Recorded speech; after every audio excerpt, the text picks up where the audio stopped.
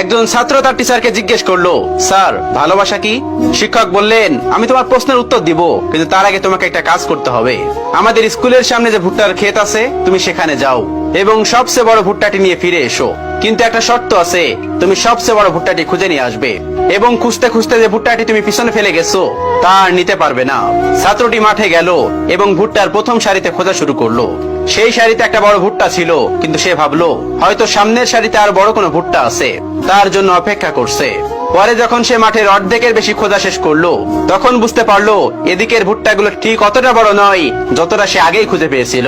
ছাত্রটি বুঝতে পারলো সবচেয়ে বড় ভুট্টাটি সে পিছনে ফেলে এসেছে এবং এজন্য তার অনুশোচনা শেষ থাকলো না। তাই সে খোঁজা বাদ দিয়ে খালি হাতে টিচারের কাছে ফিরে এলো। টিচার বলল, এটাই ভালোবাসা। তুমি হয়তো জীবনে কাউকে পেয়েছো, কিন্তু তবুও তুমি আরো ভালো কাউকে পাওয়ার আশায় যদি খুঁজতেই থাকো, তাহলে এমন একদিন আসবে যেদিন তুমি উপলব্ধি করবে যে তোমার জন্য সবচেয়ে ভালো মানুষটিকে তুমি পিছনে হারিয়ে ফেলেছো।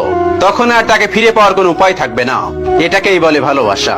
তাই যে মানুষটা আপনার সাথে আছে, যে মানুষটা আপনার পাশে আছে, সেই মানুষটাকে কেয়ার করুন, সেই মানুষটাকে ভালোবাসুন।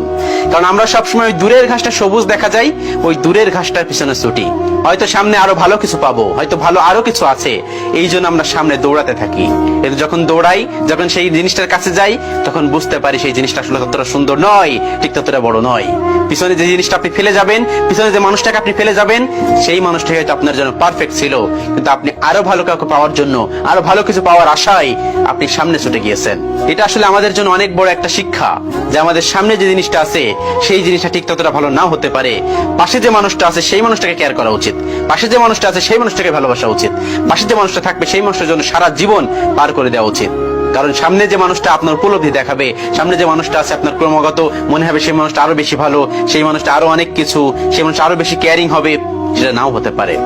সেজন্য পাশে যে মানুষটা আছে, সেই মানুষটা কেয়ার করা উচিত। কারণ না হলে এমন একটা সময় আসবে, যে মানুষটাকে আপনি হারিয়ে ফেলছেন, সেই মানুষটাকে কখনোই ফিরে পাবেন না, বা ফিরে পাওয়া সম্ভব নয়। জীবনটা তো খুব ছোট। এই ছোট জীবনে একটু যদি মান অভিমান হয়েই থাকে, যদি একটু খারাপ কিছু হয়েই থাকে, মানিয়ে নিই সবকিছু। জীবনটা ছোট, মানিয়ে নিতে পারলে তো জীবন সুন্দর। একটু সুন্দরভাবে থাকি। পাশে যে মানুষটা আছে, সেই মানুষটা না হয় পারফেক্ট হয়ে থাকুক। আমরা যে সবসময় দূরের কাছে সবুজ মনে করি, সেটা কিন্তু সবুজ নয়। ঠিক কাছে গেলে আপনি বুঝতে পারবেন সেই সবুজগুলো অনেক ময়লা আবর্জনায় ভরে আছে। কিন্তু আমরা দূর থেকে প্রত্যেকটা জিনিস, প্রত্যেকটা মানুষ, প্রত্যেকটা সবকিছু সবুজ মনে করি, কিন্তু আসলে সেটা সবুজ নয়, সেটা রেড হয়ে থাকে। যদি এই শিক্ষামূলক কথাগুলো আপনি আপনার জীবনের সাথে নিতে পারেন, আশা করি আপনি অনেক এগিয়ে যেতে পারবেন, অনেক কিছু শিখতে পারবেন।